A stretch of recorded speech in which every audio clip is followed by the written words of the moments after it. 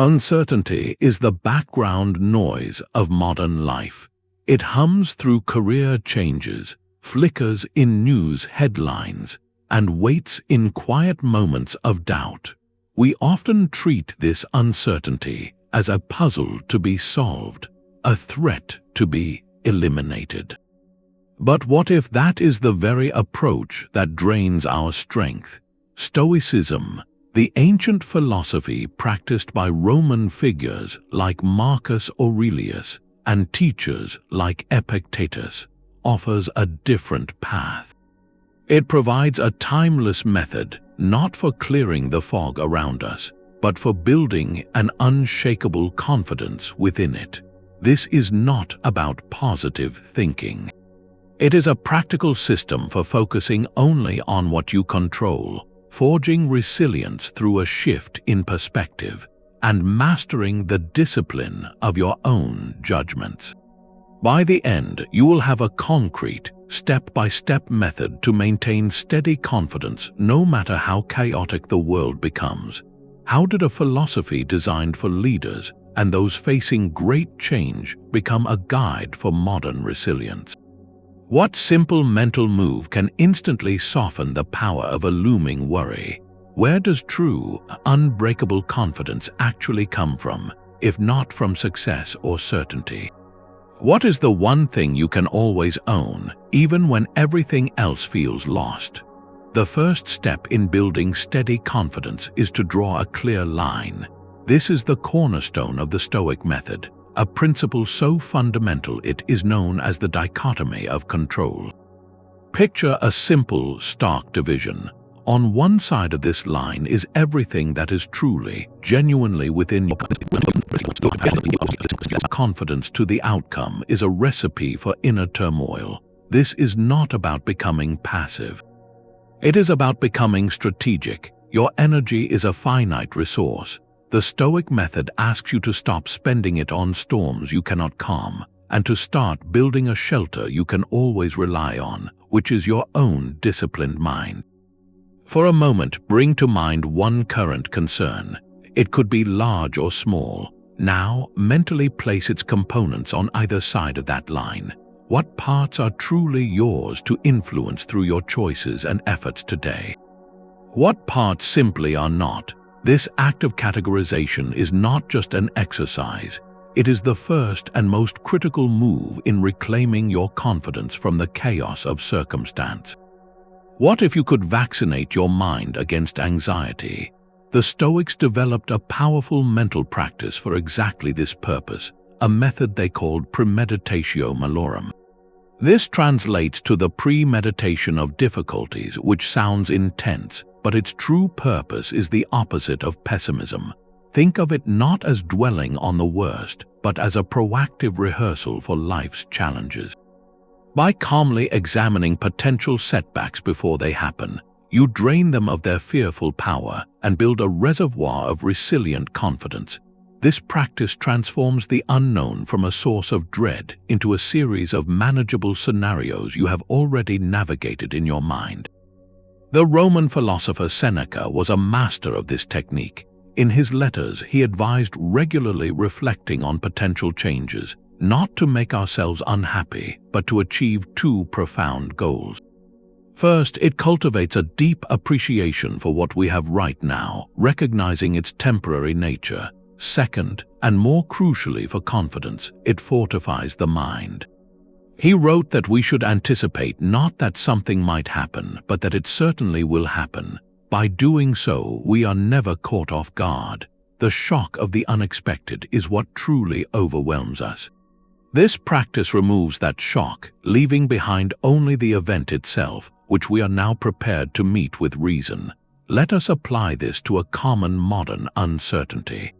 Imagine you have a major project at work, and you are worried it might not be well received. The typical anxious mind spirals into vague fears of falling short. The Stoic Method applies the idea of focusing on what you can control first, then engages in the mental rehearsal. You acknowledge that the final reception is not fully within your power. What is within your power is your preparation and your response. So you conduct the exercise. You calmly ask, what is a manageable worst-case scenario? Perhaps the feedback is highly critical. You then walk through your rational response. You would listen, separate useful critique from mere opinion, thank the contributors for their perspective, and create a plan to address the valid points. You see yourself doing this with composure, not panic. Notice what this exercise does. It moves the event from the realm of terrifying abstraction into the realm of a concrete problem you can handle. The unknown loses its form when you turn on the light and see the shape of the challenge clearly. Your confidence grows not because you guarantee success, but because you have already proven to yourself that you can endure and respond well to a setback. You have vaccinated your mind against the anxiety of the unknown. For the next 2 minutes, you might try this. Bring to mind a small, upcoming event that holds some uncertainty for you. It could be a difficult conversation, a presentation, or even a social gathering. Now, gently consider a manageable worst-case outcome, not a catastrophe, but a realistic challenge. Then, mentally walk through your calm, reasoned response. Focus on the actions you would take, the attitude you would choose. This is not inviting trouble. It is building an inner foundation so that no matter what the future brings, your confidence remains steady because you have already been there in your mind and you know the way through. Your mind is a fortress. Your first impressions are the gate. Who is guarding it? This is the core of the Stoic discipline of ascent, and it is where steady confidence is either built or broken. Events in the world do not, in themselves, shake our confidence. What shakes us is the rapid, often unconscious judgment we attach to those events the instant they occur. The ancient Stoics called this faculty of choice proherses. It is your sovereign power to pause, to examine that first impression, and to decide whether to grant it entry or to turn it away at the gate. This tiny space between a stimulus and your response is where your freedom and your confidence truly live. Marcus Aurelius, the emperor who faced constant political turmoil and military challenges, wrote extensively about this inner discipline. He reminded himself that our perceptions are the things we have power over. He practiced stripping away the story we layer onto events. He would look at a situation and say, "You are just an impression, and not necessarily the thing you claim to be." He understood that the raw event is one thing. The narrative we instantly create about it, that narrative of threat or of personal shortcoming, is what does the real damage. Confidence is eroded not by the feedback itself, but by the internal voice that says, "This proves I am not good enough." Not by the delayed flight, but by the story that says, "This entire day is now off course." Consider the scenario of receiving thoughtful feedback at work. The external event is the words spoken or written. The automatic, unchecked judgment might be, "This is an attack, they do not respect me, I have failed." This judgment can flood the gates of your mental fortress with anxiety. The Stoic method asks you to guard that gate. You pause, you examine the impression. You separate the factual content, which might contain useful information, from the larger story you are adding to it. You might then choose to assent only to a clearer, more measured perspective. The feedback contains specific points about the project timeline. Some points may be valid and can inform my next steps. My worth is not determined by this single exchange. This is not about suppressing emotion. It is about intervening before a reactive thought solidifies into a belief that drains your poise. True confidence stems from knowing you are the guard at your own gate. You are not at the mercy of every passing thought. For a moment, reflect on your day so far. Can you identify one automatic judgment you had? Perhaps it was a flash of irritation in traffic, or a moment of self-doubt when you saw someone else's achievement. Now, gently question its validity. Was that impression the full truth, or was it a story your mind hastily wrote based on habit or fear? This simple act of questioning is the practice of guarding your inner citadel. It is how you build the unshakable confidence that comes from knowing that no external event, no matter how uncertain, can force you to believe something about yourself that you have not consciously chosen to accept. The Stoics did not believe in bouncing back from adversity. They believed in moving forward with it. This is the essence of a principle known as Amor Fati, a Latin phrase meaning a love of one's fate. It is the ultimate fuel for unshakable confidence. This is not about passive resignation, quietly accepting whatever life throws at you. It is an active, creative stance. It is the decision to embrace everything that happens, the smooth and the difficult, as not merely something to endure, but as necessary material for your own growth. Your fate, in this sense, is simply the unfolding of events. Amor Fati is the art of weaving those events, every single one, into the fabric of your strength. The philosopher Friedrich Nietzsche later popularized this idea, but its roots are deeply Stoic. The Roman Emperor Marcus Aurelius constantly practiced this mindset. He wrote that an obstacle to action advances action. What stands in the way becomes the way. A hindrance, when met with this creative acceptance, does not block your path. It reveals a new one. It provides the very resistance needed to build stronger muscles, both of character and of capability.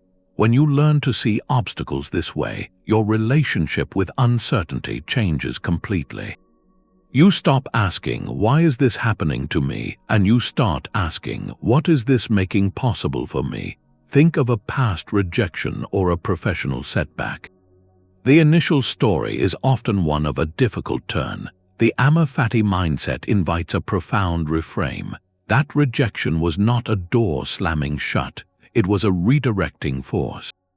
Perhaps it steered you away from a path that was not truly aligned with your strengths.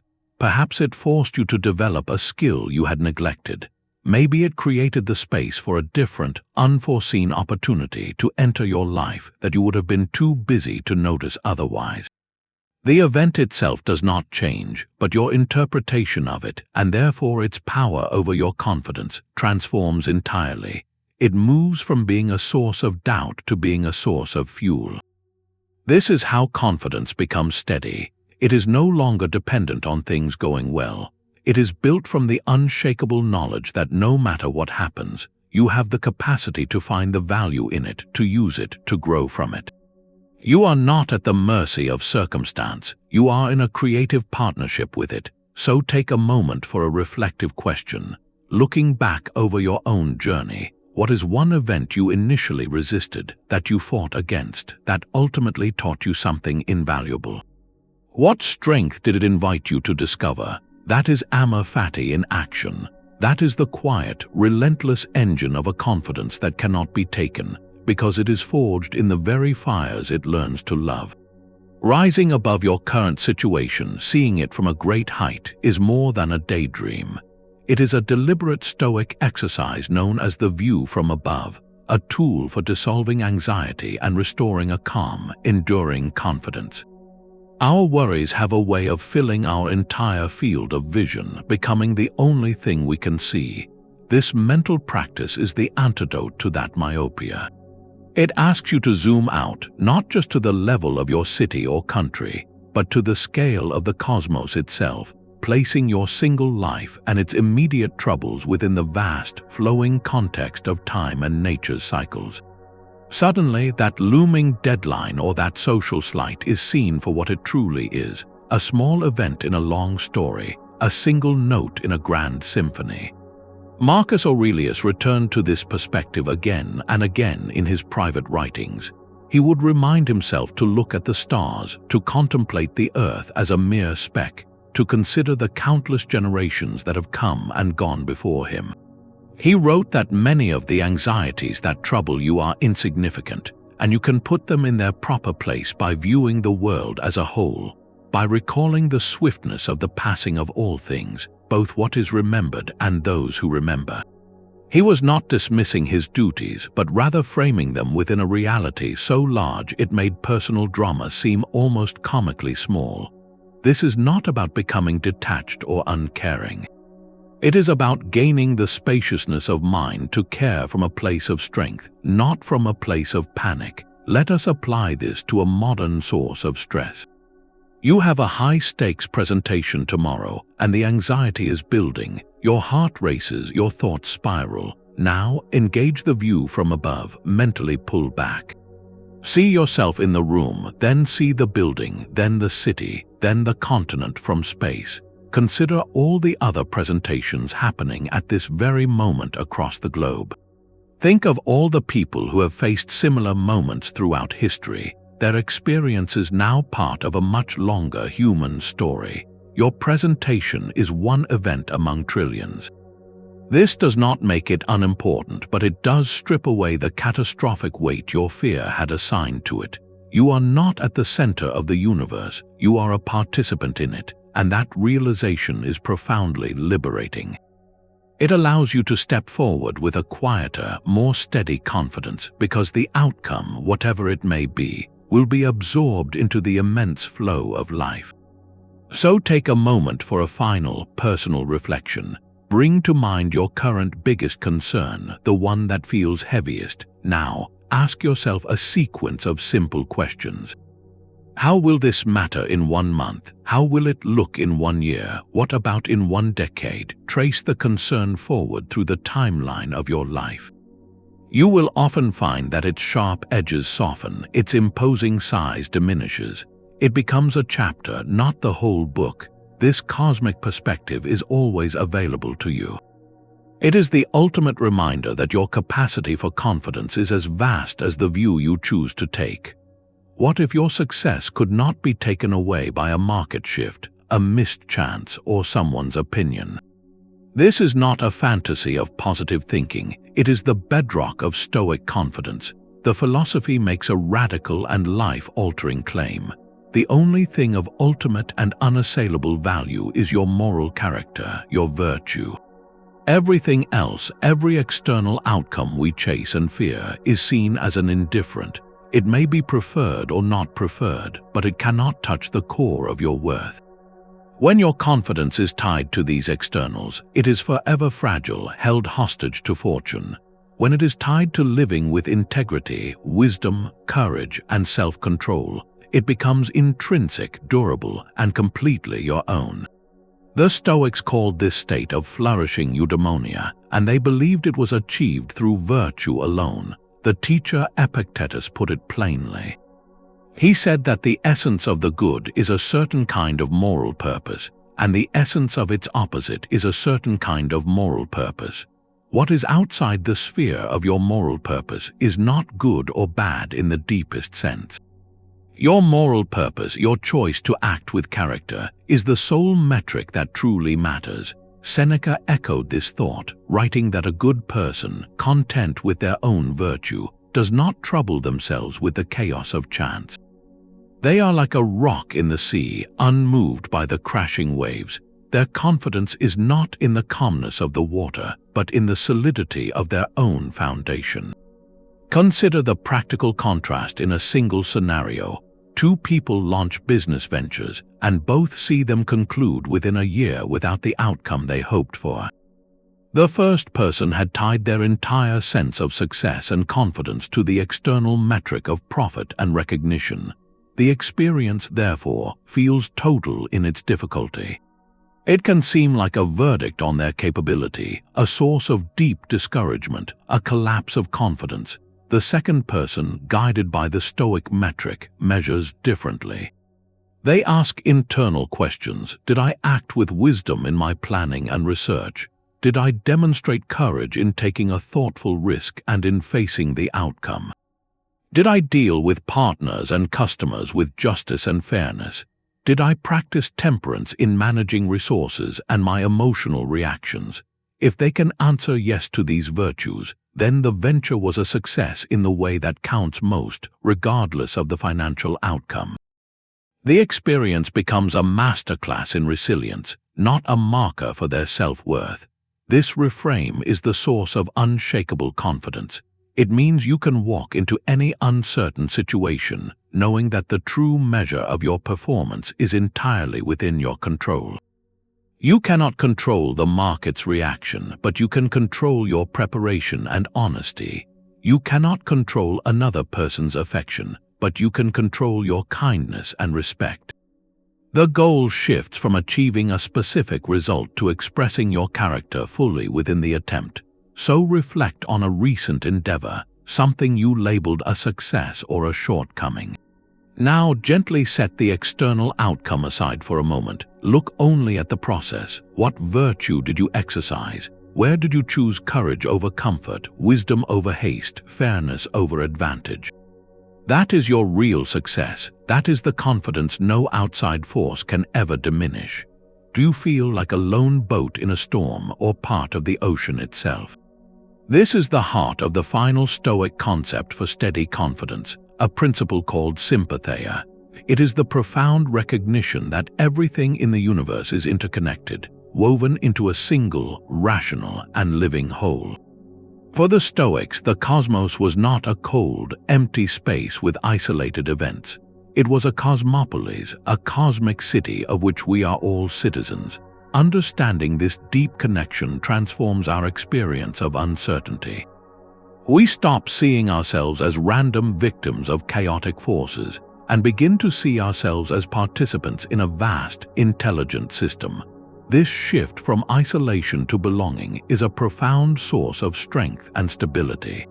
Marcus Aurelius returned to this idea constantly. He wrote to himself, reminding himself that all things are intertwined with one another and the bond is sacred. He reflected on the shared breath that animates all living things and the common spark of reason that links all human minds.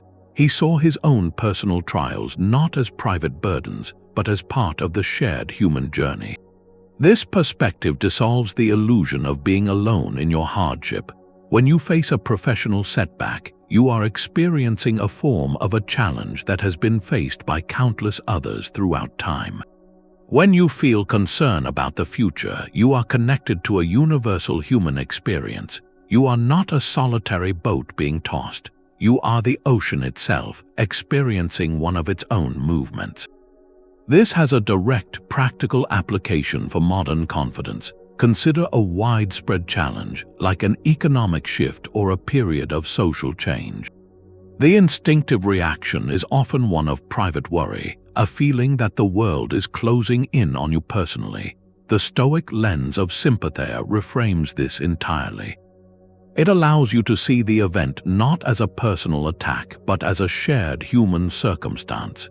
This does not make the difficulty less real, but it changes your relationship to it. Instead of your energy being consumed by a sense of isolated struggle, it can be redirected toward collective resilience. You can ask, how can I contribute steadiness to my community?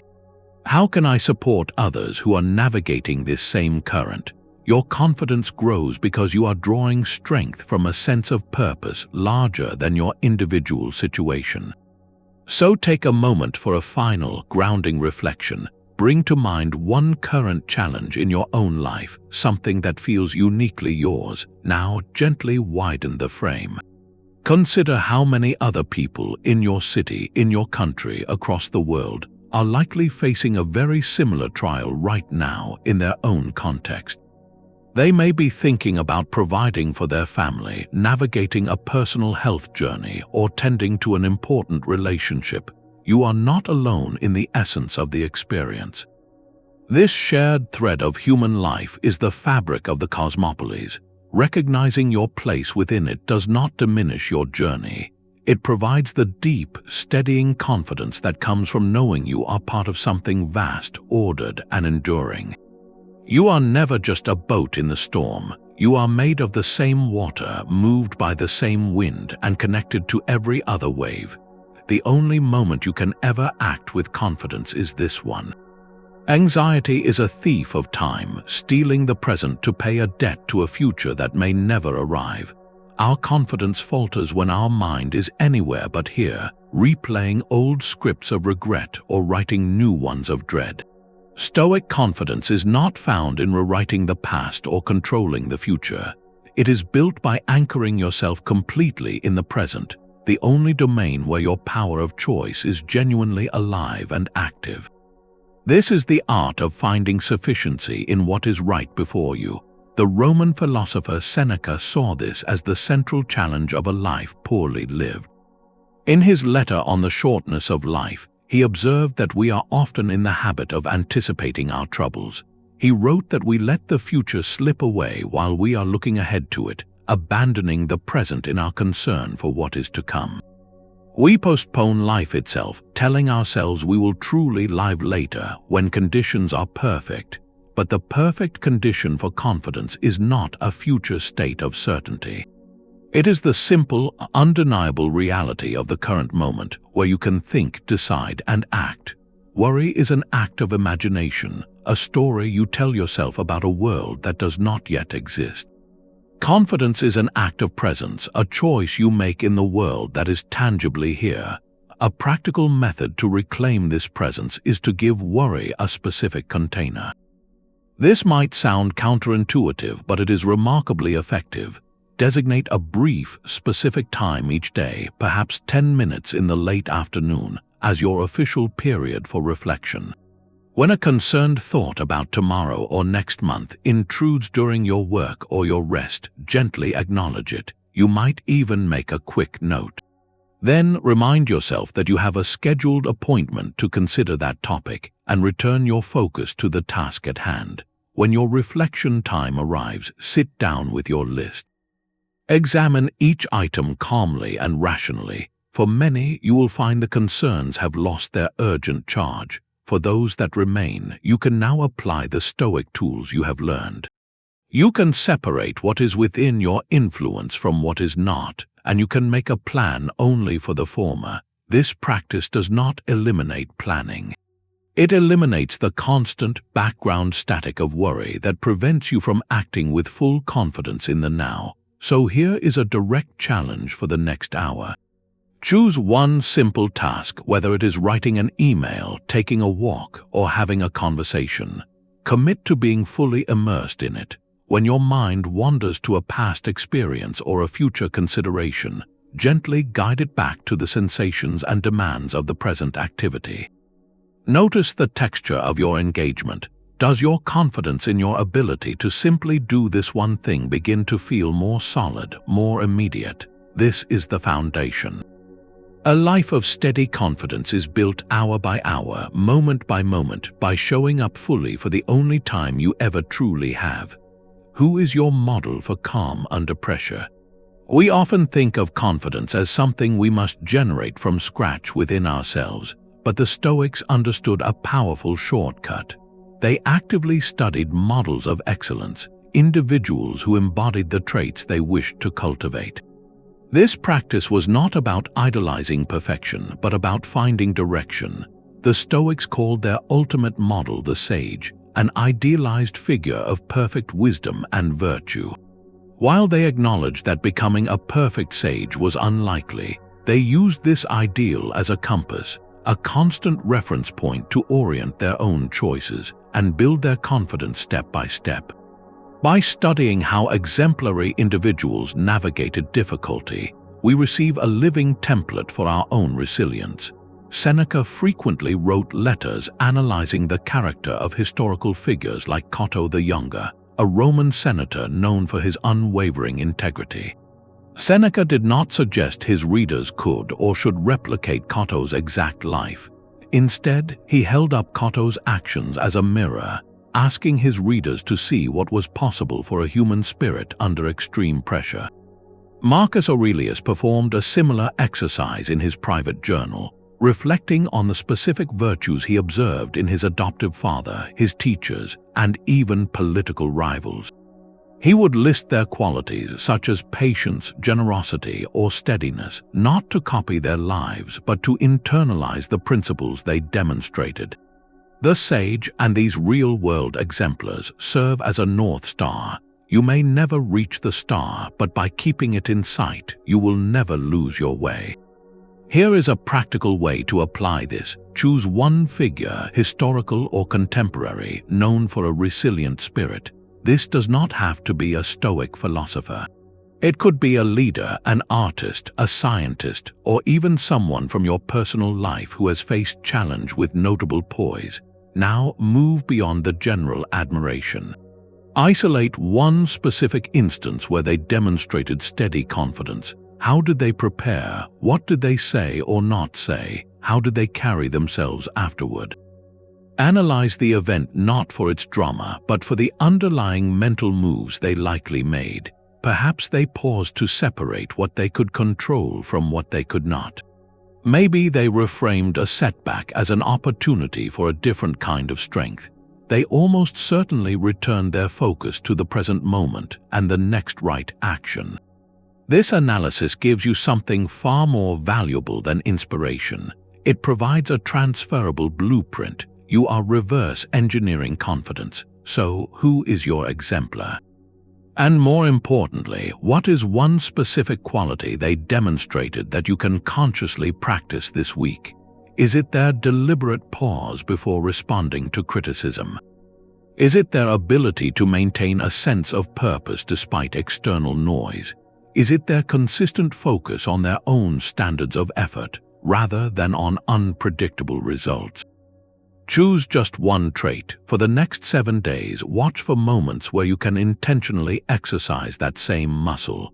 You are not trying to be them. You are using their example to remember who you are capable of becoming. The Stoic does not avoid roadblocks, they turn them into fuel. This is the practical heart of loving your fate, a moment-to-moment mental discipline we can call the turning practice. It moves the grand idea of finding value in difficulty into a simple, immediate choice. Every single impediment, from a spilled coffee to a major professional setback, presents the same fundamental question. Will you see it as a disruption to your plans, or as the raw material provided for you to practice a specific virtue? This conscious reframe is the forge where proactive confidence is built, not in theory, but in the heat of the everyday. Marcus Aurelius captured this perfectly in his private notes. He wrote, "The impediment to action advances action. What stands in the way becomes the way." He was not speaking in metaphors about eventual growth. He was giving himself a direct instruction for how to think the second an obstacle appeared. A blocked path was not a stop sign. It was an invitation to find a new direction, to exercise creativity or resilience. A challenging person was not merely a nuisance. They were the sparring partner provided for you to strengthen your patience, your understanding, or your firmness. The obstacle itself, when turned, becomes the very tool for your development. Let us make this tangible with a common modern frustration. You are running late, stuck in unexpected traffic. The automatic reaction is tension, irritation, a feeling of powerlessness as you watch the clock. The turning practice interrupts that spiral with a single, deliberate question. What virtue can I practice here? The answer is not abstract. You can practice patience by accepting the reality of the delay without adding mental protest. You can practice perspective, using the view from above to see this as a tiny event in your week. You can even practice preparedness, using the time to listen to an audiobook or plan the rest of your day. The traffic has not changed, but your relationship to it has transformed entirely. It is no longer a thief of your time. It has become your training ground for steadiness. This is how confidence becomes unshakable. It is no longer dependent on a clear path. It is built on the proven skill of knowing you can metabolize any blockage into strength. You stop waiting for perfect conditions to feel capable. You realize your capability is demonstrated precisely when conditions are imperfect. So, bring to mind a recent minor annoyance from your own week. Perhaps a long line at the store, a piece of difficult feedback, or a piece of technology that failed. Now perform the turn, mentally reframe that exact event. If it was the long line, it was an opportunity to practice calm presence instead of hurried agitation. If it was the feedback, it was a chance to practice discernment, sifting useful insight from noise.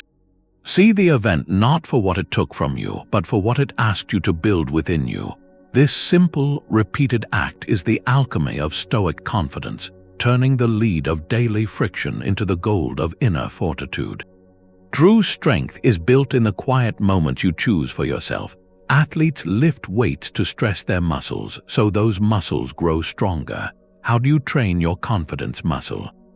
The Stoics developed a powerful, counterintuitive method for exactly this purpose, a practice known as voluntary discomfort.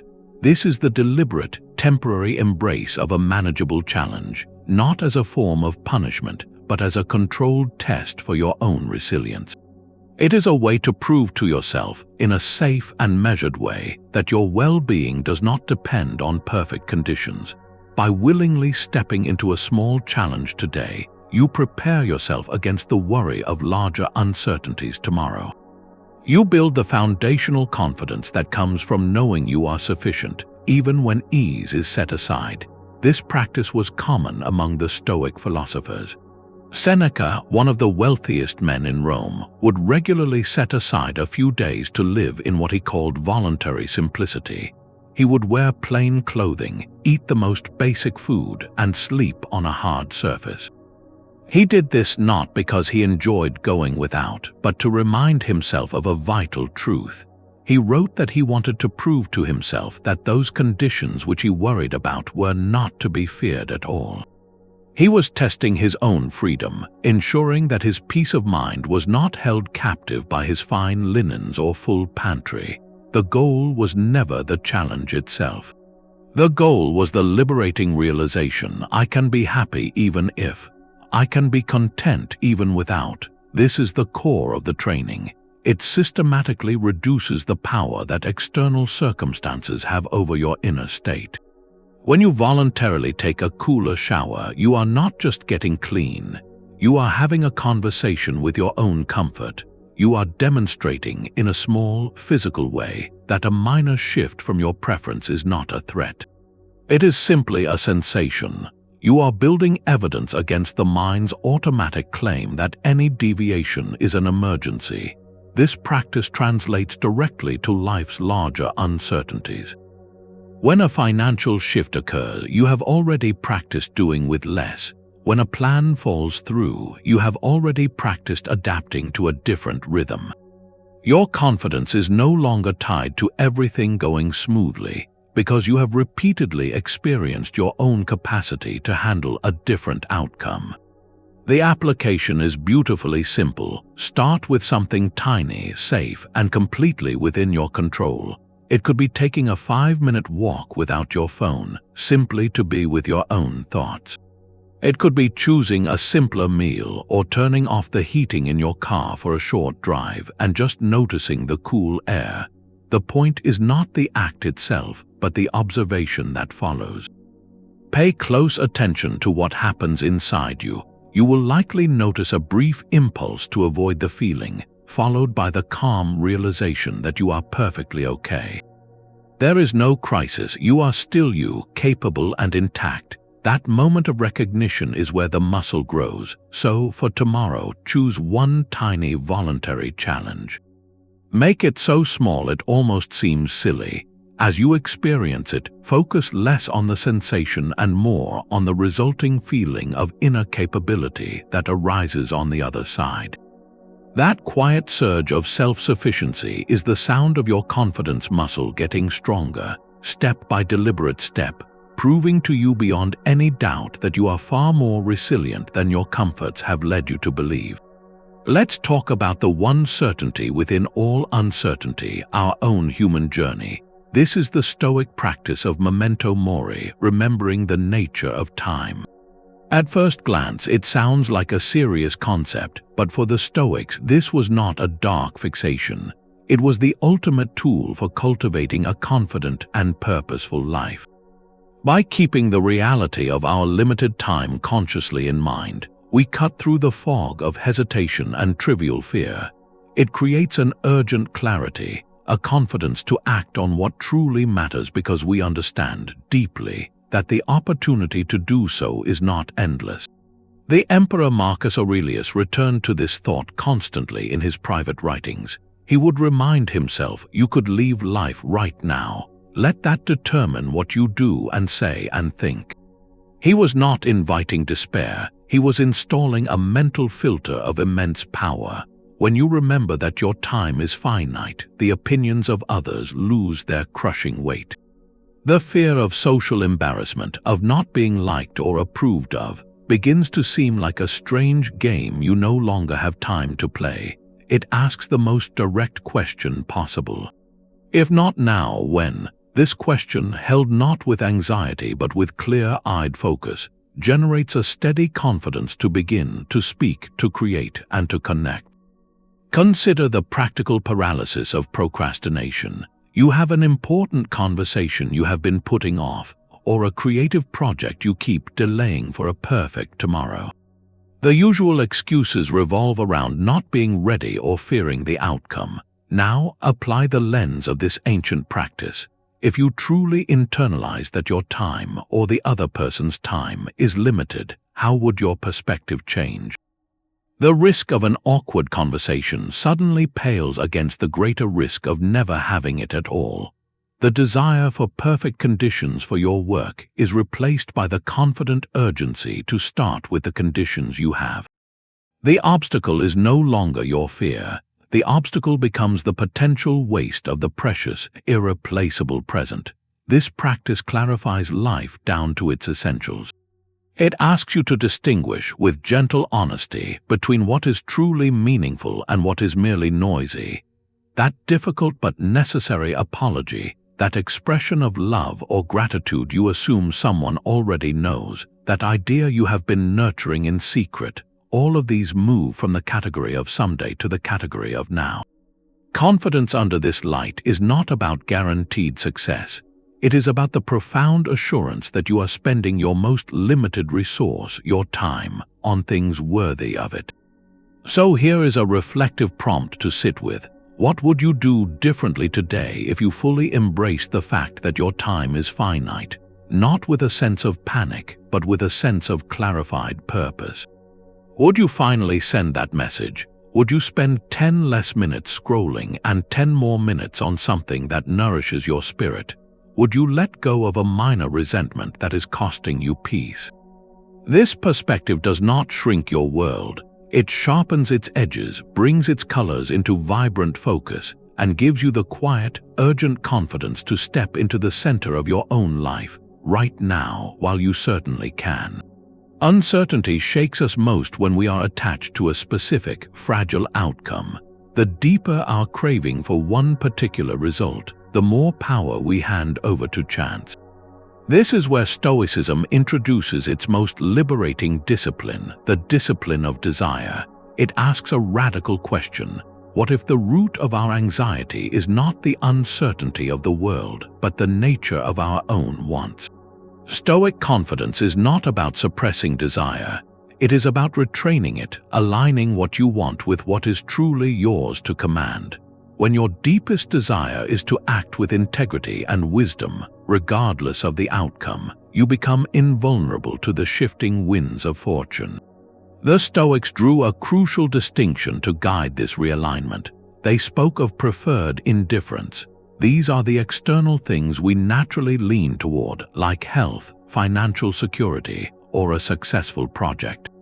We are allowed to prefer them, to work diligently for them, but we must never confuse them with the ultimate good, which is living virtuously. A preferred indifferent is exactly that, preferred, but indifferent to our core worth and happiness. You can work for a promotion, but your moral character must not depend on receiving it. You can desire a smooth journey, but your inner peace must not be shattered by a delay. Confidence blossoms when you transfer the full weight of your desire from the unpredictable result to the quality of your own effort, which is always within your control. Epictetus framed this as the very essence of freedom. He taught that freedom is not secured by satisfying every desire, but by correctly ordering them. He said that freedom is the only worthy fruit of philosophy, and it is won by learning to want things to happen as they do happen. This is not passive acceptance of any circumstance. It is the active alignment of your will with reality, so that your deepest want is to meet each moment with virtue, not to force the moment into a preconceived shape. Your desire becomes for a clear mind and a good heart, and since you can always supply those, you are never disappointed. Consider the common desire for a promotion. The undisciplined approach ties all confidence and self-worth to the yes or no from the decision committee. This creates a roller coaster of hope and dread. The Stoic method applies the discipline of desire. You rightly prefer the promotion. You work for it virtuously with diligence, collaboration, and excellence. Your primary desire, however, is shifted. It becomes to perform your role with integrity, to contribute your best, to grow through the process. The promotion moves from being the source of your confidence to being a potential and welcome byproduct of it. If it comes, you receive it with gratitude. If it does not, your confidence remains intact because you achieved your true goal, which was to act well. The quality of your effort was a success you authored entirely. So, take a quiet moment for a personal audit. Identify one current, strong desire in your life. It might be for a relationship to mend, for a venture to succeed, for recognition to come. Now, examine it with gentle honesty. How much of your daily peace, your sense of okayness, is currently tied to the fulfillment of that specific external outcome? Then practice the shift. Can you reframe your primary desire? Can you make it about how you show up in the pursuit, the virtues you exercise along the way, rather than the trophy at the end of the path? This is the discipline that unties your confidence from the whims of the world and anchors it firmly within your own character. Your mind can feel like a noisy committee with many thoughts and concerns all asking for your attention. Stoic journaling is like the chairperson's gavel, a simple tool that brings a sense of order to that inner conversation. This practice is far more than just a diary of daily events. It is a structured dialogue with yourself designed to help you process uncertainty, examine your automatic reactions, and reinforce the principles that build a steady and reliable sense of self-assurance. By putting thoughts onto paper, you give them a clearer form. What was a vague, swirling feeling must take a specific shape, and in that shape, you can often see it for what it truly is, a story you have been telling yourself that may not be entirely true. Writing becomes a way to guide your own thinking with timeless wisdom, to practice resilience, and to create a stable internal dialogue that supports you long after you close the journal. Consider the most famous Stoic text we have, the personal writings of Marcus Aurelius. These words were never meant for publication. They were private notes, a series of reminders he wrote to himself, often during demanding times, to practice the philosophy he valued.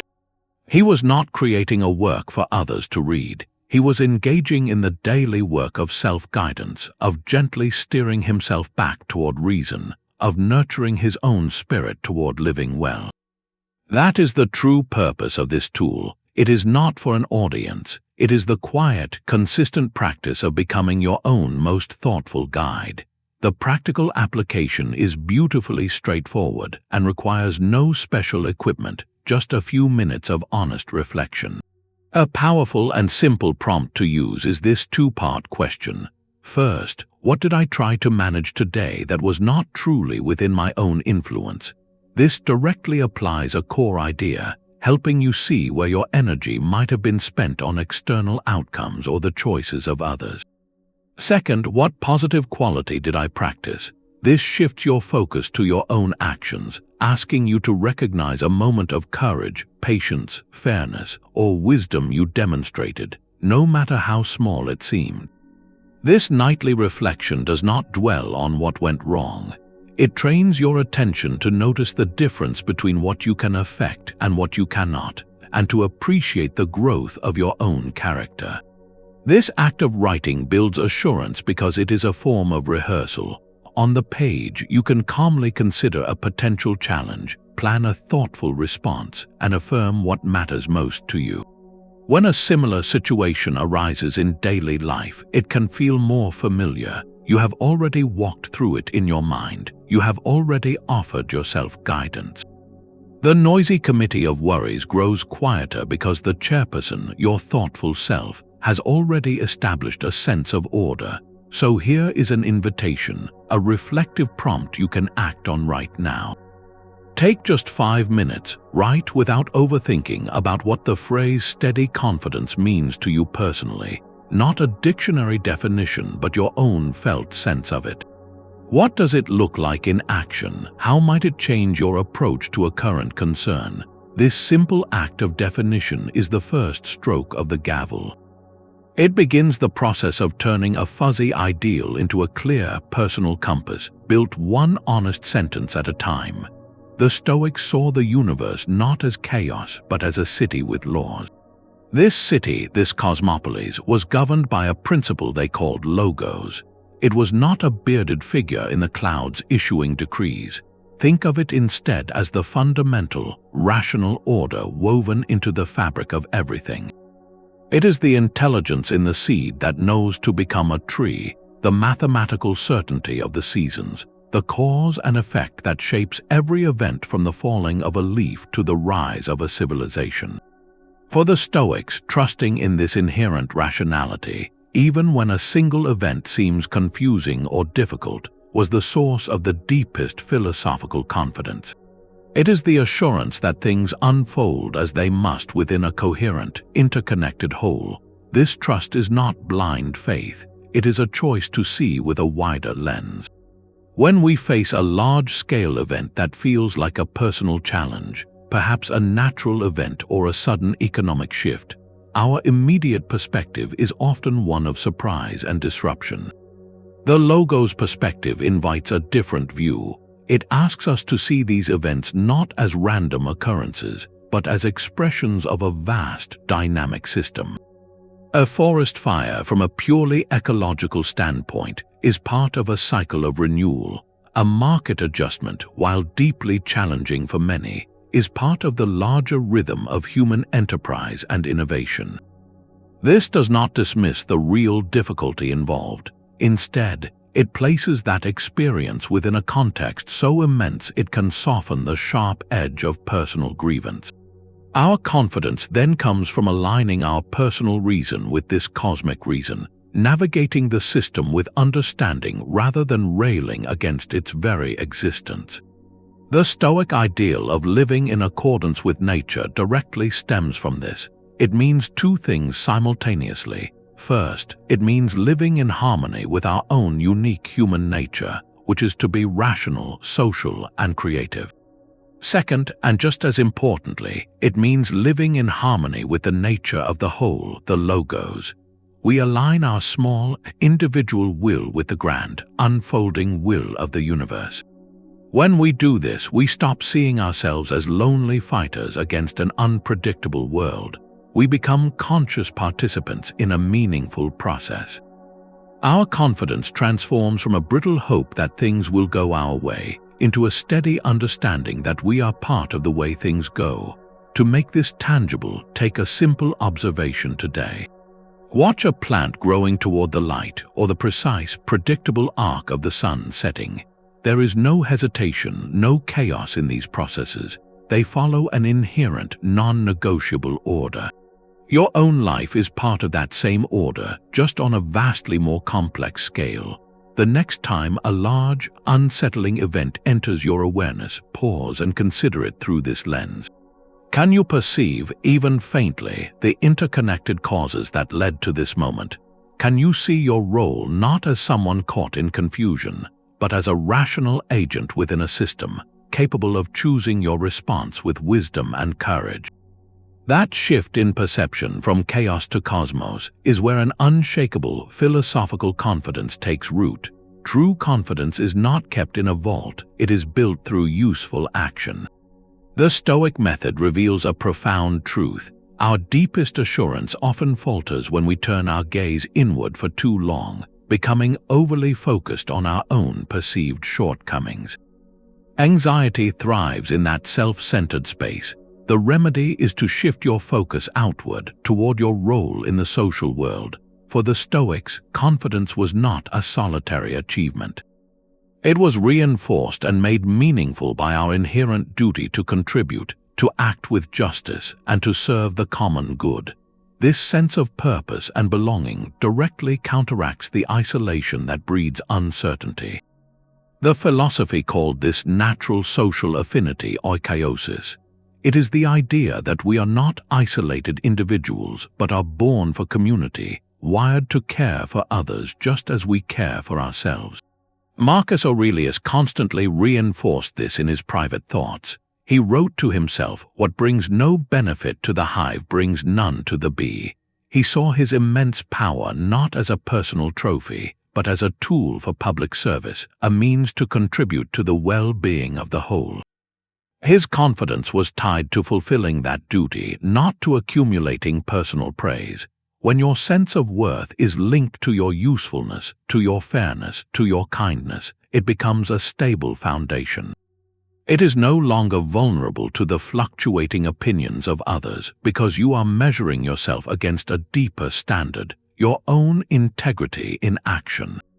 Consider the feeling of uncertainty before a social gathering. The anxious mind spirals inward, worrying about how you will be perceived, what you will say, whether you will fit in. This inward focus amplifies every doubt. Now apply the Stoic social duty. Shift your primary intention. Decide that your goal is not to be impressive, but to be attentive. Your mission is to listen genuinely, to offer a kind word where needed, to make one other person feel more at ease. This redirects your energy from self-scrutiny to outward contribution. Almost immediately, you will notice a change. The pressure to perform diminishes. Your confidence grows from the act of giving your attention, a resource you fully control.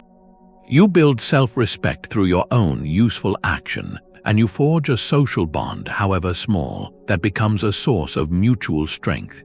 Here is a simple, practical application for moments when you feel personally uncertain. Perform a small, anonymous act of kindness.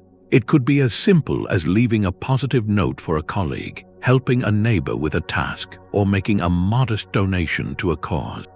The anonymity is key because it removes any possibility of external reward. Observe what happens within you. Focusing on another's well-being, even for a moment, alters your own inner landscape. It reminds you of your capacity to affect the world positively. It connects you to the larger human community. That connection is a powerful antidote to the loneliness that often underlies anxiety. So here is a direct challenge. Before this day ends, identify one small, concrete way you can contribute to your immediate circle. It does not need to be grand. How can you offer 5 minutes of genuine help to a family member? How can you perform one act of fairness in your workplace, perhaps by acknowledging someone else's contribution? How can you extend a simple kindness within your local community? The action itself is the building block. The resulting feeling, that quiet surge of purpose and connection, is the unadvertised reward that steadily fortifies your confidence from the inside out. A thought is not a command. It is a suggestion, one you can choose to accept or simply observe from a slight distance. This modern technique, often called cognitive distancing, has deep roots in that Stoic discipline of examining your impressions. It is the simple, powerful act of mentally stepping back from a swirling worry and quietly giving it a descriptive label. You are not fighting the thought. You are naming it, and in that naming, you reclaim the space between you and it. Picture your thoughts as clouds drifting across the vast sky of your awareness. The clouds are temporary, changing, sometimes dark, but you are the sky itself, the spacious, steady backdrop that holds them all. The clouds are not the sky. Your anxious thoughts are not you. This is a direct, practical application of the ancient idea that it is not events, but our judgments about them that disturb us. Epictetus taught this clearly. He said that people are disturbed not by things, but by the views which they take of them. When a worry arises, it often comes packaged with a story, a judgment that feels like an undeniable truth. Labeling is how you unwrap that package to see the judgment inside. You might silently note, this is the story where I predict difficulty, or this is the judgment that says I could do more, or this is my mind imagining challenges again. The label does not make the concern disappear. It changes your relationship to it. You are no longer lost inside the story. You are the one reading it, and you can decide whether it is a helpful narrative or one you wish to set aside. Here is how you can apply this in the next few minutes. When a familiar worry or a spike of anxiety enters your mind, do not engage with its content right away. Instead, pause for just a single breath. Then, in your own mind, give it the simplest, most neutral label you can. You might say planning or judging or future concern or familiar hesitation. The label should be descriptive, not critical. The goal is observation, not condemnation. For instance, if you find yourself mentally rehearsing a difficult conversation and imagining every possible tough outcome, you simply note, that is the rehearsal with a difficult soundtrack. This tiny act of mental classification creates a critical inch of separation. The thought loses its immersive, unquestioned quality. It becomes an object in your awareness, not the totality of your awareness. Notice what happens in that moment of labeling. The emotional charge often softens just a little. The thought might still be there, but it feels less sticky, less urgent.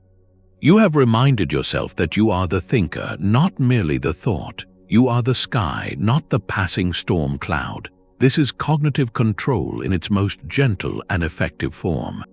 It is the daily practice of tending the gate of your mind, not with force but with mindful recognition. So for the rest of today, try this simple experiment. Choose to label your next 3 anxious or repetitive thoughts. Use calm, almost curious labels like judging, comparing, or worrying. Do not try to stop the thoughts. Just name them as they pass by. Observe if that slight shift in perspective creates a new kind of quiet confidence, the confidence that comes from knowing you are always more spacious than any single thing that moves through you. You are not merely living day to day, you are the author of a biography. This is the power of the long view, seeing your life as a single, coherent story still being written. When you adopt this narrative perspective, the sharp sting of a current difficulty softens. It is no longer a random event. It becomes a necessary chapter, a challenge that develops your character, a point that moves the overall story forward. This narrative confidence is born from the understanding that we are not static beings reacting to chaos. We are protagonists on a journey, moving steadily, sometimes through difficult terrain, toward greater wisdom and integration.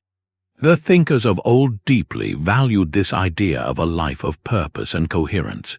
They spoke of living a beautiful life, which they defined not by a series of pleasant events, but by the virtuous arc of the whole, by the consistent character of the person living it. One famous reflection emphasizes the importance of seeing your actions as part of a larger life, not as disconnected, random acts. He reminded himself to live each day as if composing a life, a unified work of art. This framing provides an antidote to the fear that events are without meaning. Within a story, even the hardest passages have a role. They create contrast, build resilience, and make the moments of peace and clarity more profound. They are the dense woods the hero must travel through to reach the clearing. Your current uncertainty is not the entire plot. It is simply the page you are on today. A practical way to access this narrative confidence is through a brief writing exercise. Set aside 5 minutes and write a short paragraph from the perspective of your 80-year-old self, looking back on the challenge you face right now. Do not write about how it was avoided. Write about how it was met. Describe what it taught you, how it strengthened a particular quality like patience or courage, and how it ultimately served the larger story of your life. This is not wishful thinking. It is a creative act of perspective taking. It allows you to step out of the immediate emotional reaction and see the event from a point of resolution, from the end of the chapter. You are rehearsing the wisdom you will one day have, and in doing so, you begin to embody it now. So, as you close this segment, consider this reflective prompt. What is the overarching theme or virtue you want your life story to demonstrate? Is it resilience? Is it compassion? Is it curiosity? Let that theme be the compass that guides your authorship, turning each moment of uncertainty not into a reason to doubt the story, but into an opportunity to deepen its most meaningful plot. Success can be a more subtle test of confidence than failure. The Stoic is as wary of good fortune as they are prepared for the difficult times. This might seem like a paradox, but it is a profound recognition of a simple truth. The same uncertainty that brings challenge can also deliver unexpected gifts, and both have the power to unbalance us if we are not careful. A victory can inflate the ego just as a setback can deflate it, and an inflated sense of self makes the prospect of future uncertainty utterly terrifying because you now feel you have so much more to lose. The Stoic method guards against this by applying a principle known as the reserve clause. This is the mental habit of adding a silent, if nothing prevents it, or if circumstances allow, to all your plans and efforts. You commit fully to your action, you give your absolute best, but you hold the specific outcome lightly, knowing it is not yours to command. This clause is not a disclaimer of effort. It is a protection for your inner peace, preventing your identity from becoming fused with a result that life can give, and life can just as easily change. Seneca wrote extensively about the changing nature of circumstance, personifying luck as a capricious force. He warned that the wise person is unmoved by her gifts or her reversals. He observed that she lifts us high only to make the return to ordinary ground feel more dramatic. The goal, then, is not to avoid success, but to receive it without letting it define you. To see the trophy, the promotion, the acclaim, for what it truly is within the Stoic framework, a preferred indifferent. It is welcome, it is enjoyable, but it is not the source of your worth. Your worth remains where it has always been, in the quality of your character and the integrity of your effort. This balanced perspective is what keeps confidence steady across the entire spectrum of experience, from the most challenging moments to the greatest heights. Consider an athlete who wins a championship. The undisciplined reaction might be pure euphoria, a belief that they have now arrived, that they are inherently superior, that this title is their new, permanent identity. This attachment sets the stage for immense future anxiety. What happens when age, a physical challenge, or a new competitor emerges? The Stoic-minded athlete, while certainly feeling joy and satisfaction, anchors their confidence differently. They celebrate the years of disciplined practice, the courage shown in critical moments, the teamwork exhibited under pressure. They honor the virtue of their pursuit. The trophy becomes a symbol of that virtuous effort, not the thing that makes the effort valuable. They understand, often from direct experience, that any single moment is temporary. This allows them to enjoy the success fully, yet remain prepared to train again tomorrow, humble and hungry regardless of yesterday's result. Their confidence is in their process, not their podium. So take a quiet moment for a personal reflection. Look back on a past success, large or small. It could be a professional achievement, an academic milestone, or a personal goal reached. As you recall that time, ask yourself with gentle honesty, did your sense of self-worth become too tightly tied to that outcome in that season? Did the high of that success make the ordinary days that followed feel somehow lacking? The purpose of this reflection is not to diminish your accomplishment, but to examine the foundation of the confidence you felt then. True, steady confidence is the kind that can look at any result, the gold medal or the last place finish, and say with equal sincerity, this was the material provided. My job was to meet it with my best, and that I did. Your confidence is not just a thought, it is a state of your entire nervous system. The ancient Stoics understood this intimate connection deeply. While their philosophy is celebrated as a discipline of the mind, they never saw the mind as separate from the body it inhabits. The body was the instrument, the vessel through which virtue had to be expressed in the real world, and a poorly maintained instrument makes even the most skilled performance a struggle. A mind trying to practice calm reason is fighting an uphill battle when it is housed in a body that is exhausted, malnourished, or perpetually buzzing with unspent physical tension. The teacher Musonius Rufus, whose lectures were highly practical, spoke directly to this. He advocated for physical training not for the sake of appearance or athletic glory, but as a way to strengthen both the body and the soul. He saw it as a form of practice for endurance, for meeting discomfort with resilience, and for building the physical foundation that allows our better judgments to take clear and steady command. This is where philosophy meets biology in the most direct way. When you are sleep-deprived, your prefrontal cortex, the part of your brain responsible for rational decision-making and emotional regulation, is impaired. It is like trying to guard the gate of your mind with a sleepy, distracted sentry. Under chronic stress, your body's hormonal signals can keep you in a state of low-grade alarm, making every minor setback feel like a potential crisis. The Stoic cognitive practices we have discussed, from examining impressions to embracing your circumstances, require a baseline of physiological calm to be effective. You cannot easily distance yourself from an anxious thought when your heart is already racing from too much caffeine and too little rest. The goal is not to achieve peak physical performance, but to create a stable, well-regulated physical platform from which your mental and emotional life can operate with clarity. The practical application here is beautifully simple and profoundly non-negotiable. Begin with the foundation of rest. Prioritizing adequate, quality sleep is perhaps the single most impactful physical act of self-respect you can practice. It is the nightly reset for your nervous system, clearing the metabolic residue of the day's experiences and consolidating learning. Alongside this, introduce the practice of mindful movement.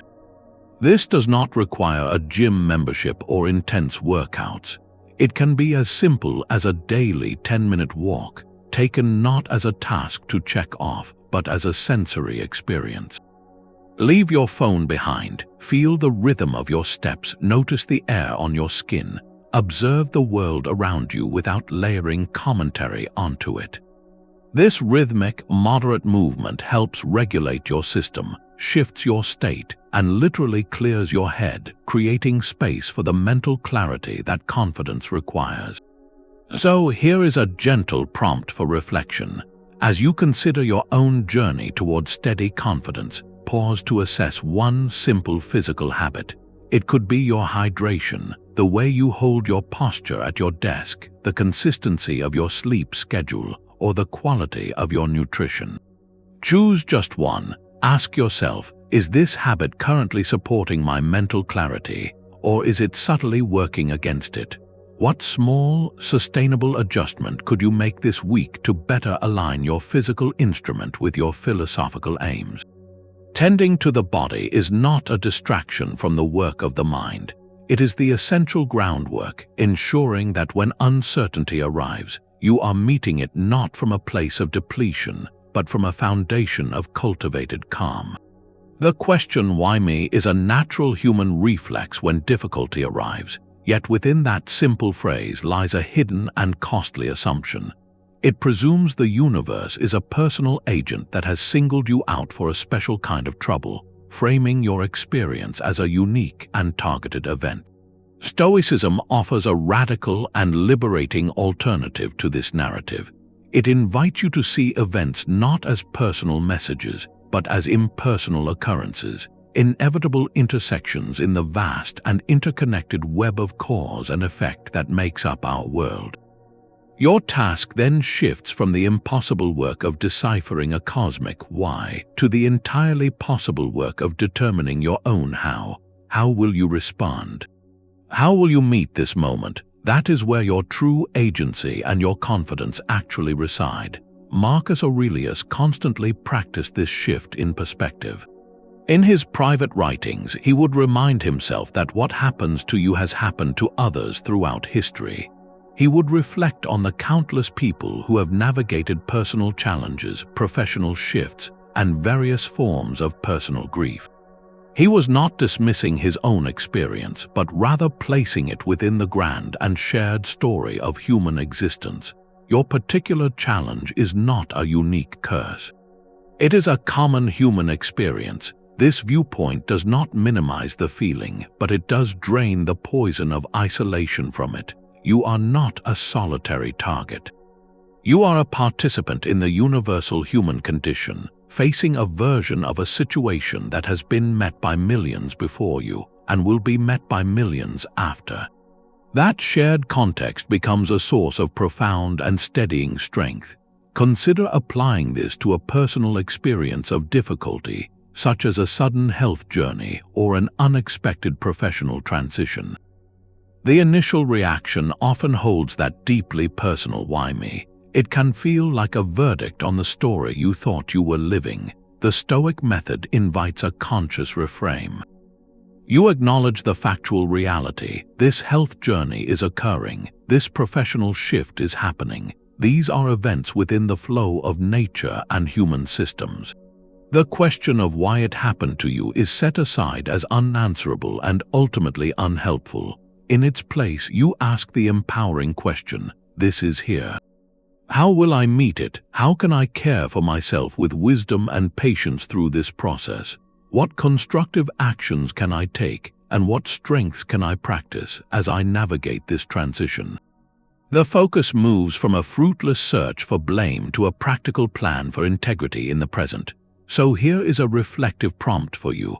Identify one current situation in your life where you notice yourself holding a quiet, or perhaps not so quiet, "why me" narrative. It might be about a relationship dynamic, a financial pressure, or a personal aspiration. Now, for just a moment, practice the release. Gently set aside the story of unique difficulty. Look at the situation with a clear and impersonal clarity. See it as an event, a set of circumstances, a part of the broader human tapestry. Then ask the different question. Given that this is here, how do I choose to proceed with courage, with wisdom, with my dignity intact? That shift from why to how is where you reclaim your narrative and your power. Silence is not the absence of sound, but the presence of your own thoughts. In a world that never stops speaking, confidence can be drowned out by the endless chorus of opinions, news cycles, and social expectations. The Stoics prescribed a powerful countermeasure, the deliberate practice of strategic retreat. This is not an escape from responsibility, but a tactical withdrawal from external noise to fortify the inner citadel of your own reason. Sometimes, to find your confidence, you must first find your quiet. This peaceful space is where you reconnect with your own judgments, away from the distorting echoes of what everyone else believes you should want or fear. It is in this stillness that you remember the source of your true strength. Seneca wrote thoughtfully about this need for periodic withdrawal in his essay on tranquility of mind. He advised that we must periodically retreat into ourselves, for a person who is never alone cannot be at peace. He saw these moments of solitude not as idleness, but as essential maintenance. Just as fertile fields must rest to regain their richness, the mind requires intervals of quiet to restore its clarity and purpose. This retreat is an active cleansing, a way to sift through the mental clutter accumulated from the world and separate what is authentically yours from what you have merely absorbed. In that quiet, the voice of your own reasoned judgment, which is the bedrock of steady confidence, grows audible once more. The practical application of this is beautifully simple, yet profoundly countercultural. Begin with what you might call an information diet. For 30 minutes today, create a zone of intentional quiet. This means no screens, no podcasts, no scrolling, and no engaging conversation. You might simply sit with a cup of tea and look out a window, take a slow walk without headphones, or write in a journal with no goal other than to listen to your own mind. The aim is not to achieve a state of blankness, but to recalibrate your internal compass.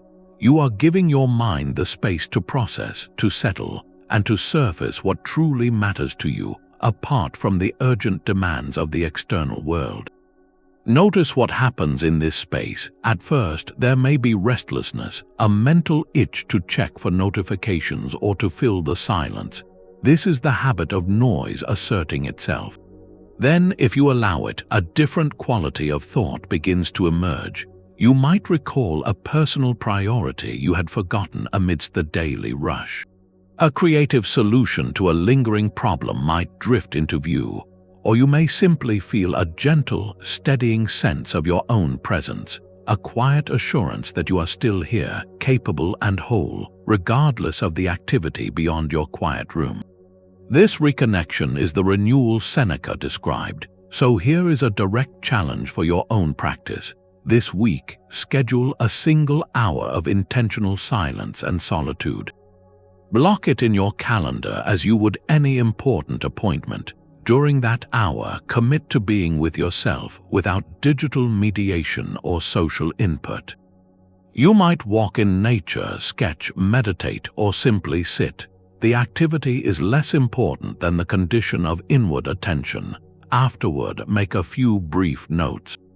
What thoughts or priorities surfaced when the external static faded? That emerging voice is not a whisper of uncertainty. It is the clear, confident tone of your own inner guide, patiently waiting for you to tune in. Chasing confidence is like trying to grasp your own shadow. The more directly you reach for it, the more it eludes you, twisting and fading under your anxious gaze. This is the subtle trap the Stoic Method helps you avoid. Steady confidence is not a goal to be achieved. It is a byproduct, a natural consequence that emerges when you stop focusing on how you feel and start focusing on what you do. The ancient insight is clear. Stop trying to be confident. Start trying to be virtuous. Place your entire attention on the process of acting with courage, wisdom, justice, and self-control. The reliable feeling of inner assurance will follow, not as a manufactured emotion, but as the quiet echo of your own integrity. This reframe is liberating because it moves the target from an internal, fluctuating state, which you cannot fully command, to a series of external, controllable actions. When your primary question shifts from, "Do I feel confident enough?" to, "What is the right thing to do here?" you are freed from the exhausting work of self-monitoring. You are no longer the actor nervously watching your own performance from the wings. You become fully immersed in the role itself, guided by the script of your principles. The Stoics taught that virtue is its own reward.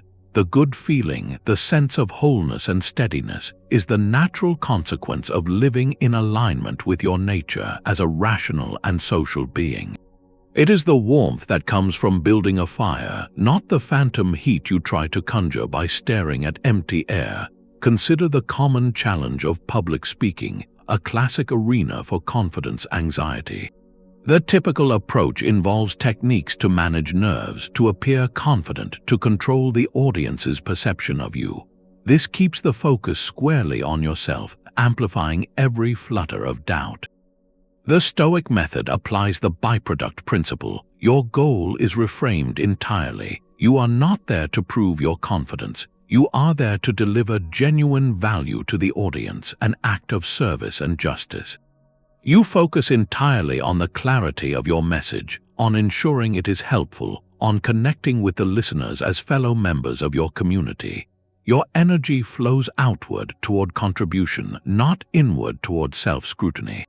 A remarkable thing happens. The anxiety which thrived on self-focused attention often diminishes. A calm, capable presence emerges in its place, not because you chased it, but because you were too busy being useful to feed the fear. So here is a practical application for tomorrow.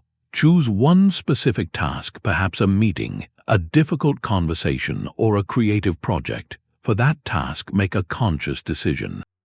You will not measure your success by whether you felt confident throughout. You will measure it by one specific virtuous quality you choose to embody. It could be the courage to voice a dissenting opinion, the wisdom to listen before responding, or the discipline to complete the work with thorough care. Focus solely on executing that quality in your actions. Let the feeling be whatever it will be. Notice afterward if a deeper, quieter form of assurance has arrived on its own, simply because you showed up fully for what was right in front of you. Uncertainty is not a sign of your inadequacy. It is a condition of reality. This is the liberating ground of Stoic intellectual humility, a wisdom that actively builds confidence by releasing you from the impossible burden of needing to know everything. We often mistake confidence for certainty, believing that to be assured we must first have all the answers. The Stoic model turns this entirely around. True confidence is found not in a flawless prediction of the future, but in the unwavering commitment to a flawless reasoning process in the present. The sage, in Stoic terms, is not an oracle.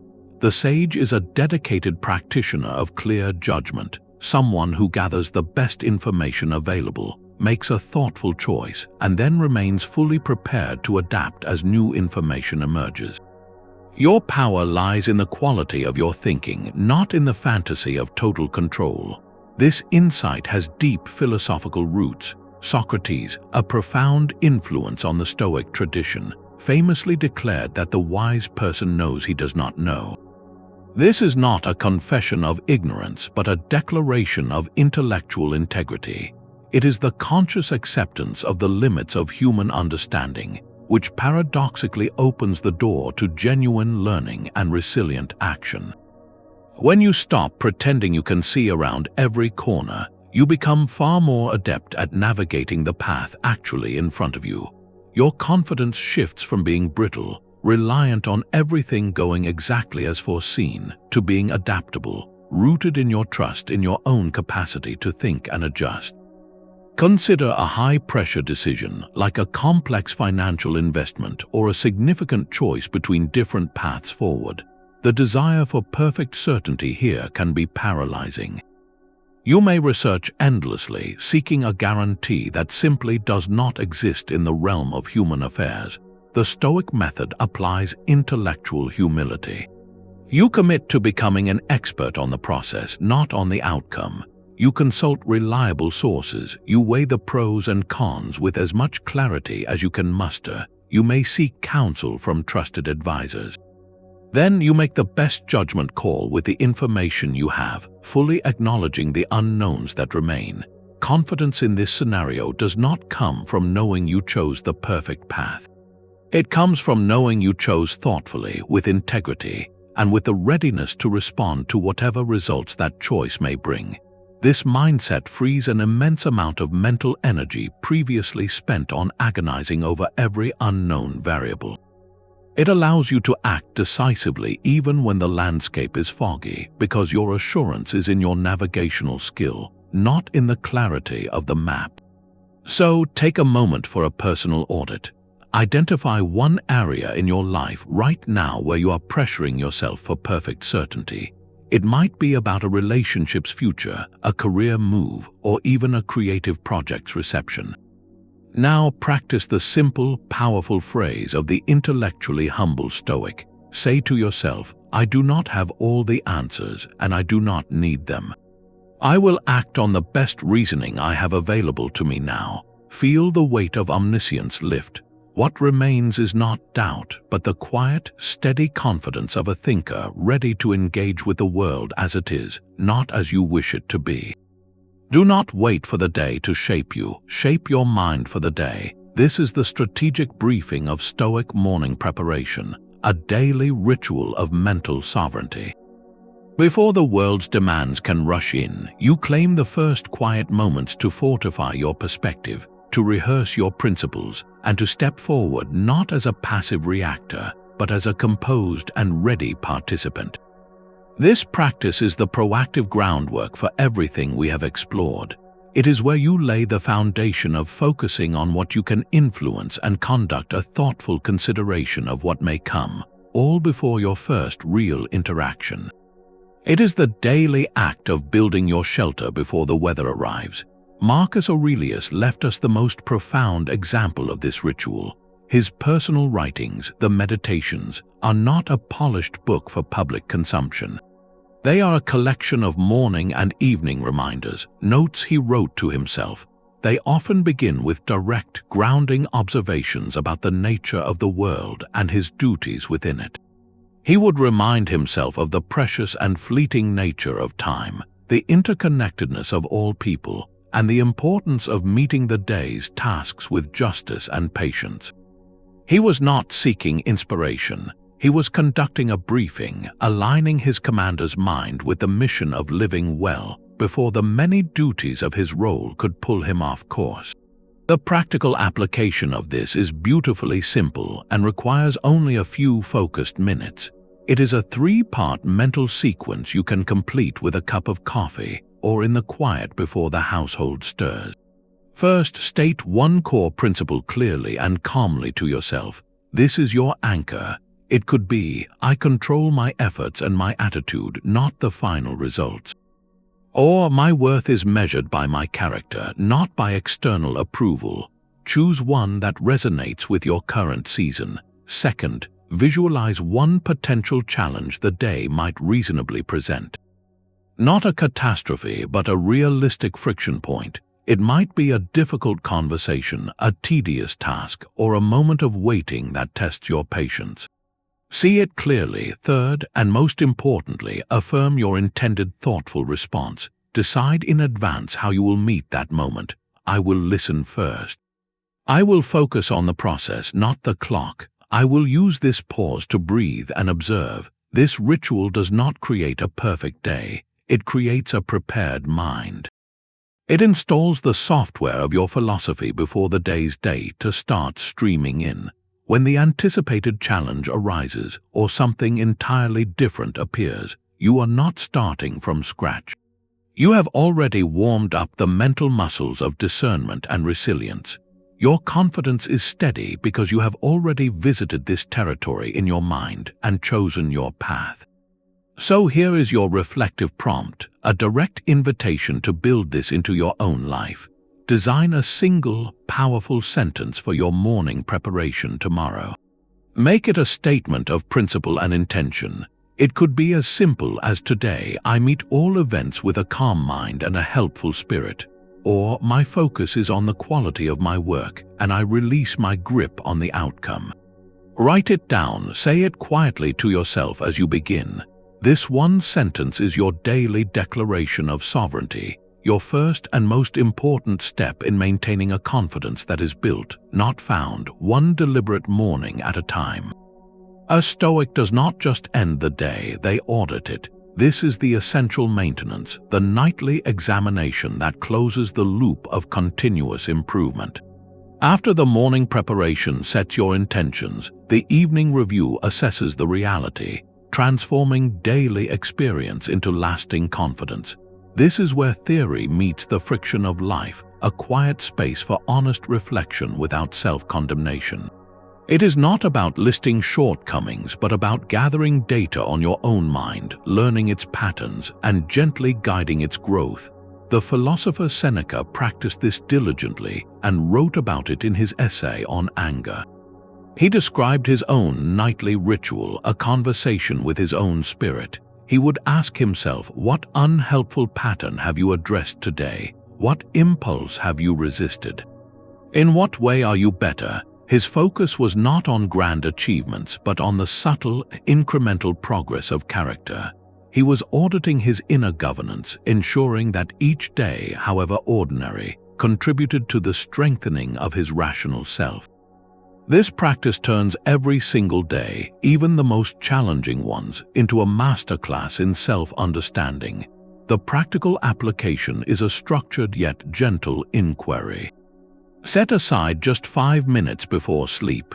In your mind or with a simple notebook, ask yourself 3 focused questions. First, where today did I confuse what is within my influence with what is outside it? Did I spend emotional energy trying to control an outcome, a person's reaction, or an external event that was never mine to command? Simply identifying this confusion is a victory, a sharpening of your most important tool. Second, when did I act with strength of character, however small the moment? Did I choose patience in a frustrating line? Did I demonstrate courage by speaking a difficult truth? Did I act with fairness in a small decision? Acknowledge that action, for it is the building block of your nature. Third, what single judgment would I change? This is the heart of the discipline of assent. Recall one instance where your initial, automatic impression caused unnecessary distress. Perhaps you interpreted a brief message as criticism, or saw a change of plans as a personal inconvenience. How could you have viewed that same event with a more measured, less reactive perspective? This review is not a court of law. You are the researcher studying the fascinating subject of your own life. The goal is insight, not indictment. By consistently asking these questions, you create a feedback loop. You begin to notice your mental habits in real time. You catch yourself more quickly when you are about to invest in something outside your control. You start to seek out opportunities to practice a virtue simply for the satisfaction of noting it later. Your confidence grows from this accumulated self-knowledge, from the proven ability to learn and adapt. So tonight, before you rest, perform this simple audit. You do not need to write an essay. Just find one clear insight in answer to one of those 3 questions. Perhaps you will see a moment where you successfully guarded your inner gate, or a moment where you now see a different, calmer way you could have viewed a situation. Write that single sentence down. This act seals the lesson, honors the day's journey, and prepares a wiser mind for tomorrow. It is how you build a confidence that is not a static possession, but a living, growing practice.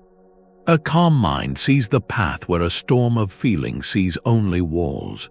This is the Stoic ideal of Apatheia, a term often mistranslated as apathy, but whose true meaning is freedom. It is not the absence of emotion, but liberation from the chaotic, overwhelming passions that hijack our reason and shatter our confidence. The Stoic goal was never to become a statue feeling nothing.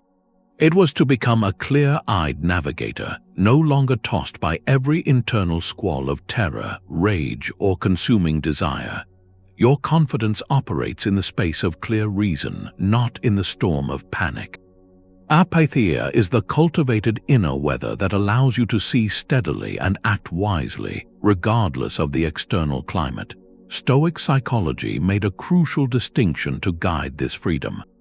They spoke of what we might call initial reactions, the first involuntary flutter of fear at a loud noise, the quick surge of pleasure at good news.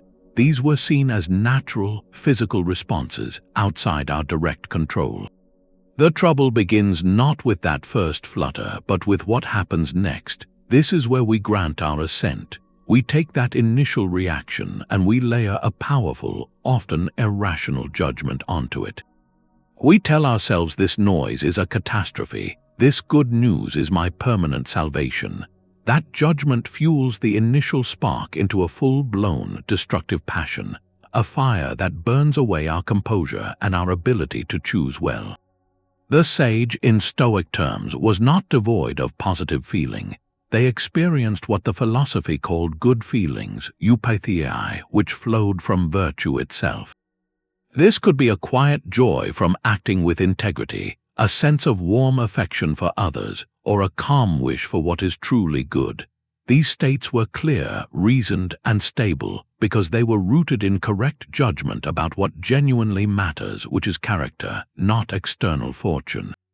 Confidence thrives in this soil. Consider a practical contrast in the face of financial uncertainty. Imagine 2 investors watching a sudden market drop.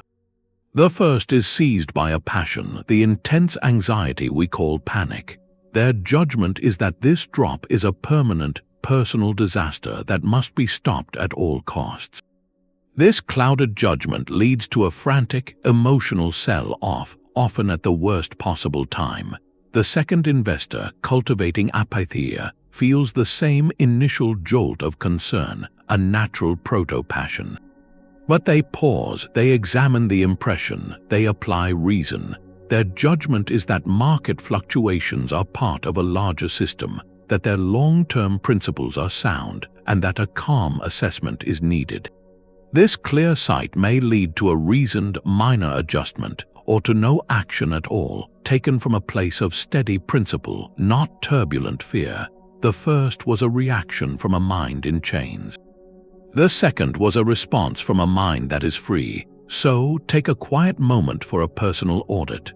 Look back over the last week and identify one instance where a strong, chaotic feeling, a passion like intense anxiety, burning irritation, or a consuming craving, clearly clouded your judgment.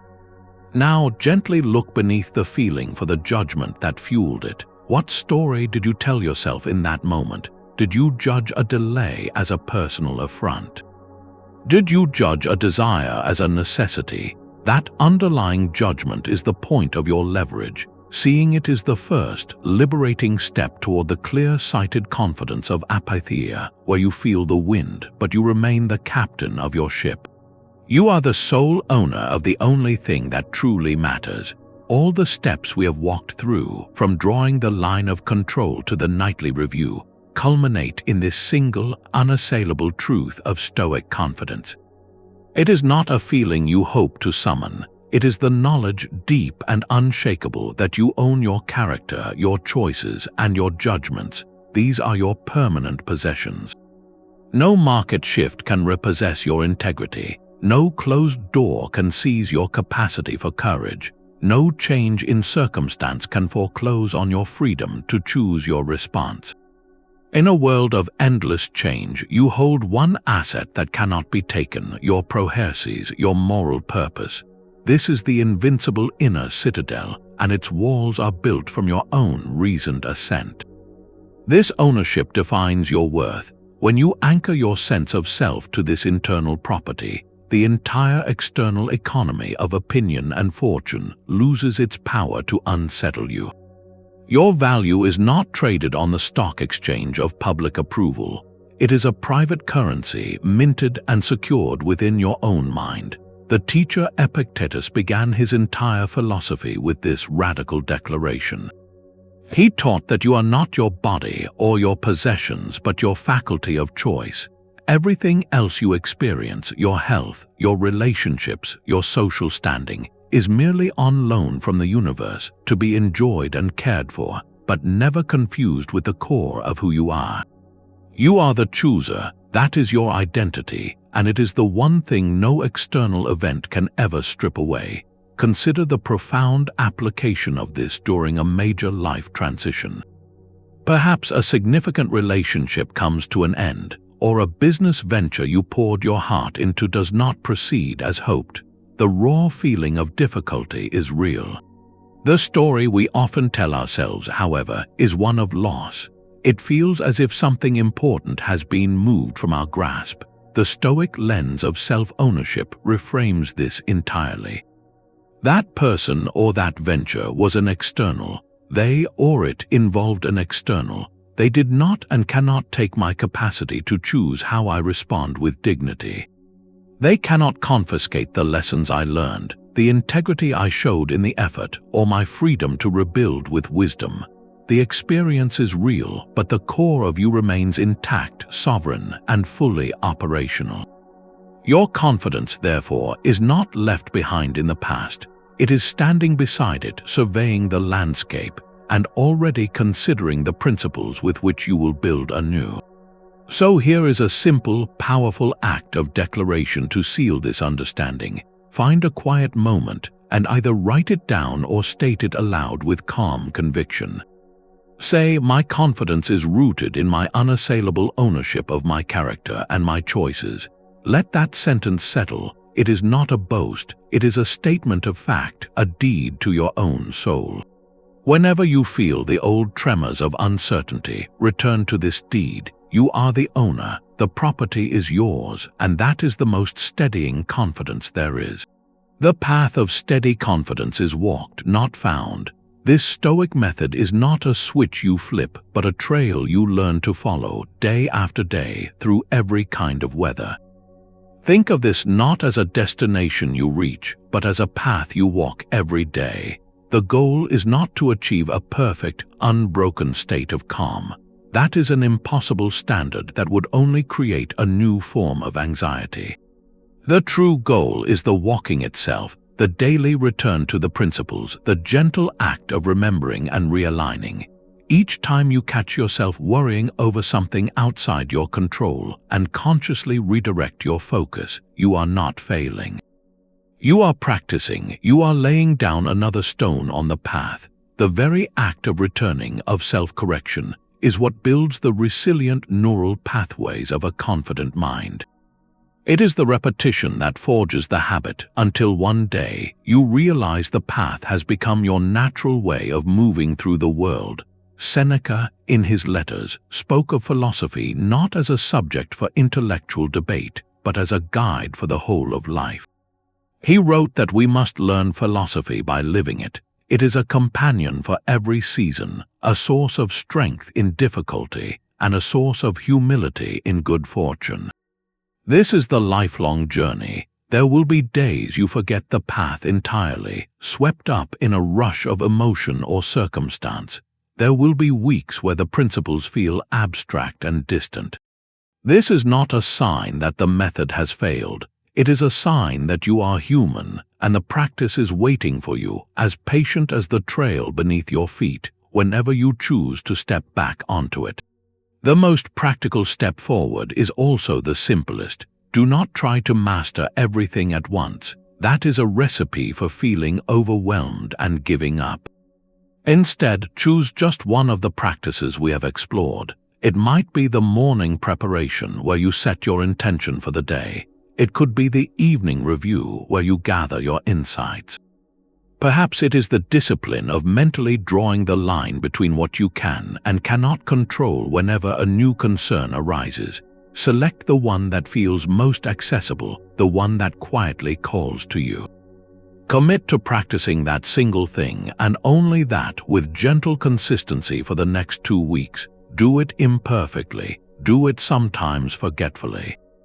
But do it. Let that one practice become a small, meaningful ritual in your day. Notice how it begins to subtly color your responses, how it creates moments of pause where before there was only reaction. So, as we near the close of this exploration, here is a final, personal question for you to carry forward. Which single Stoic practice from this journey resonates most deeply with you right now? Is it the mental rehearsal for challenges, the view from above, the discipline of desire, or the nightly reflection on your day? And more importantly, how will you weave this single thread into the fabric of your daily routine? Your answer is not just a choice, it is the first, quiet, confident step onto your own path. Your confidence is the quiet knowledge that you own the only thing you ever could. We have journeyed through the Stoic method, from that first, liberating line about what we can influence to the profound acceptance of embracing your path. We have seen how mental rehearsal fortifies the mind, how examining our judgments guards our inner gate, and how a wider perspective can soften smaller concerns. This entire structure rests on one unshakable foundation, that true worth is found not in what happens to us, but in the character we choose to express through it. The method does not promise a life free from uncertainty. It forges a self that remains steady within it. Marcus Aurelius, facing the immense pressures of leading an empire, captured this steadfast spirit perfectly. He wrote about having power over your mind, not outside events. Realize this and you will find strength. That strength is the inner citadel built brick by brick through daily practice. It is the confidence that comes from knowing your character is the one possession no circumstance can ever take away. Epictetus began his teachings with the same radical ownership, reminding us that our reasoned choice is the only thing truly ours. Everything else is merely on loan. See these teachings not as rigid dogma, but as a living toolkit. Adapt them. Test them. Let the principle of focusing on what you can influence simplify a challenging week. Use the view from above to gain perspective on a personal worry. Practice a moment of voluntary discomfort to prove your own resilience to yourself. This is a philosophy for the arena of daily life, not the shelves of a library. Now the practice becomes yours. We would love to hear which principle resonates with you most right now. In the comments below, share one Stoic idea from our journey that you will carry into your week ahead. Is it the morning preparation, the discipline of desire, or the nightly review? By sharing, we create a community of learners, each of us walking the path toward greater steadiness, supporting one another along the way. Remember, the journey toward unshakable confidence is not a race to a finish line. It is a practice, a gentle, persistent return to your own sovereignty. You have now been given the map. The next step, as it always has been, is yours to take. Thank you for walking this path with me.